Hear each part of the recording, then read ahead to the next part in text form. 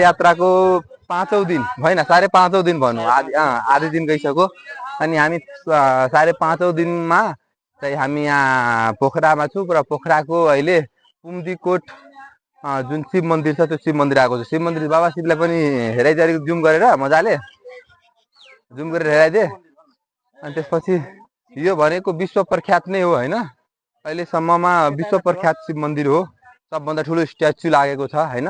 यहाँ हाम्रो शिवलिङ्ग पनि त्यो उभिएको यहाँ बसेको सबभन्दा ठुलो हो है क्या। अनि म मात्रै हैन हाम्रो क्यामेराम्यान पनि हेर्नुपर्छ ल। हाम्रो क्यामेराम्यानको पनि अनुहार आउनुपर्छ। हेराइदे हाई गरिदे हर हर महादेव भन्दै हर हर महादेव ल स्ट्याचु हेरौँ ल।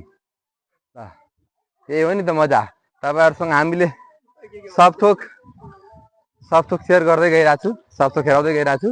अहिले फिलहाल पोखरामा अब दर्शन गर्ने घुम्ने अनि यता हाम्रो माता दुर्गाको पनि ठुलो मूर्ति रहेको छ हैन हेर्न सकिन्छ। अहिले हामी कार्तिकजी माता दुर्गा सब भिजिट गर्नुपर्छ। गर्मी चाहिँ अलिकति बवाल रहेछ। एकछिन रेस्ट गरिहाल्नु त।